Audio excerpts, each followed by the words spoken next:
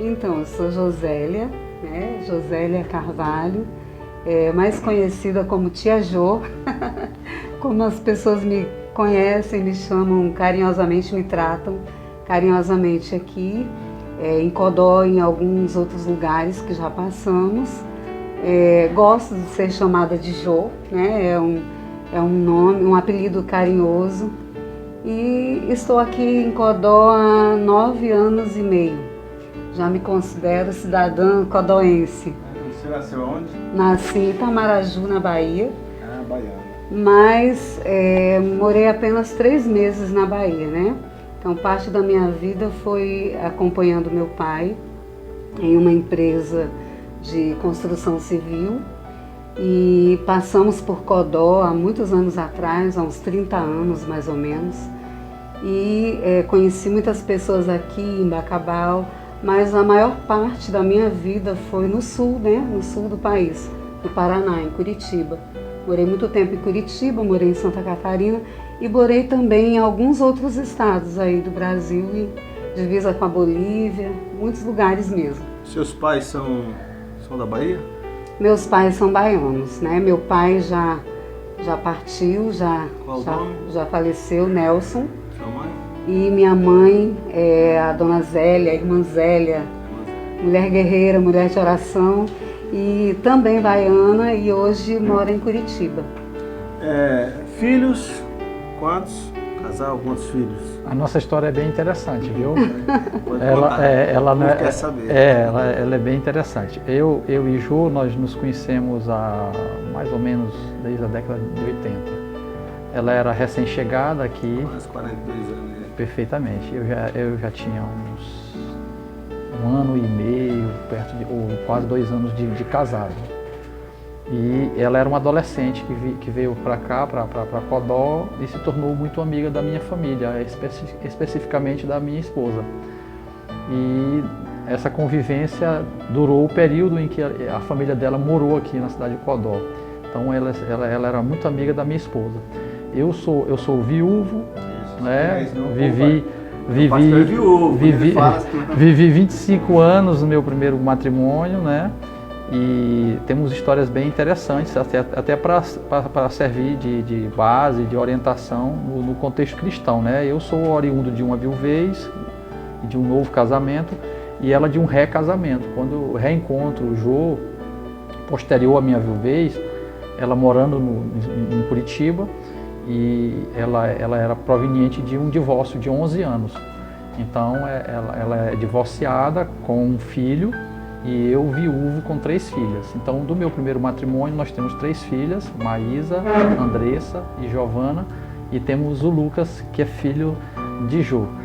E essa é a nossa família, uma família diferente. Você tem um filho também fora do seu primeiro? Só, né? Isso, tem o Lucas. Aí dá um total de 4 filhos, né? São 4. Então, o Lucas tem 21 anos hoje, e os mais novos, né? E Giovana, que tem 22, vai fazer 23. Juntos já faz quanto tempo? Junto com a Jô? Datas é melhor com ela, né? 12 de janeiro, 10 anos. Já vão 10 anos. É um bom tempo, uma década, né? Nessa nova caminhada. Então, aí. a tese que eu utilizei na época do meu casamento com a Jô foi bem interessante, né? E eu costumo brincar, né, que nós nos casamos sem nem namorar, porque o meu primeiro matrimônio foi assim, uma história bem interessante. Eu tive aqui em Codó durante 11 anos um mentor espiritual que foi o pastor da minha denominação, né? Como os amigos e amigas sabem, eu sou um dos pastores aqui da Assembleia de Deus em Codó, e sou um pastor auxiliar. Auxilio atualmente o pastor José Gomes de Oliveira, que pela graça de Deus essa semana aniversariou, fez seus 76 anos de idade e está, parabéns, pastor. Né? Parabéns ao pastor José Gomes, né? O nosso líder espiritual aqui da Assembleia de Deus. Ele está à frente da nossa denominação 13 anos e vai completar agora em breve 14 anos.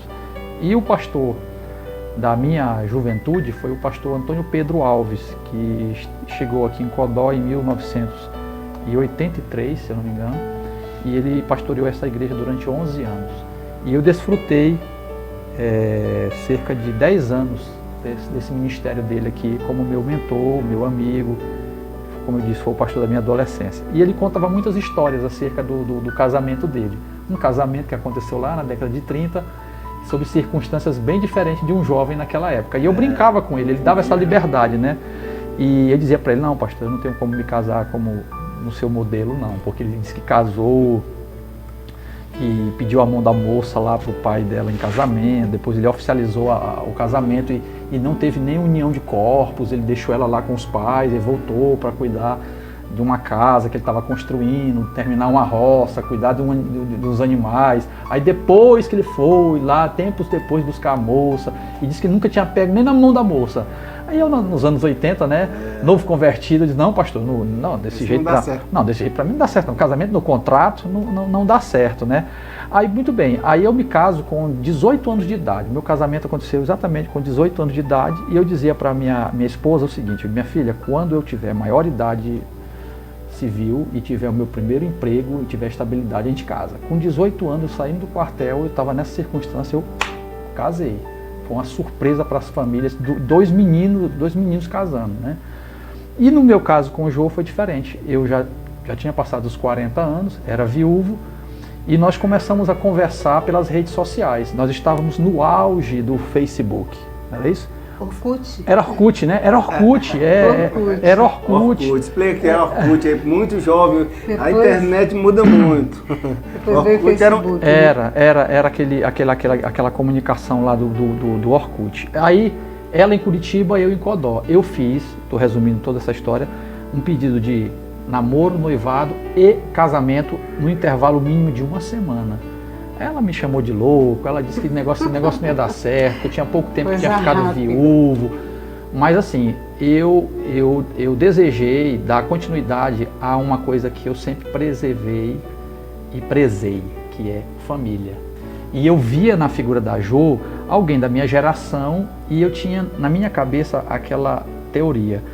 A minha esposa gostava muito dela e desejou muito que ela pertencesse à família dela. Por várias vezes desejou que ela tivesse um relacionamento que resultasse num casamento com um dos irmãos dela ou mesmo com um sobrinho lá da família dela. Não aconteceu, mas eu digo, então ela deve ser uma pessoa ideal. Se a minha esposa teve essa ideia, eu vou seguir o conselho dela. E, coincidentemente, fiz um casamento semelhante ao do pastor, que eu dizia que não ia fazer. Eu fiz um contrato de casamento. É incrível, essa cena até hoje está na minha memória. Eu descendo no aeroporto Afonso Pena, em Curitiba. Na realidade, o aeroporto é em São José dos Pinhais. Em São José dos Pinhais. A gente diz que é Curitiba, mas é região metropolitana, São José dos Pinhais. A gente desci lá, ela chegando e eu me encontrando com ela, eu com a minha filha caçula, ela com o Lucas, e eu dei um beijinho na testa dela. A sogra, né? E a sogra do lado. Sem nunca nós termos, assim... Como dois adolescentes. Nunca tinham conversado? Não, assim, de namoro? Não, de namoro não. Toda essa luta ela foi acontecer dentro do casamento. É uma experiência, assim, para contar mesmo, é num seminário.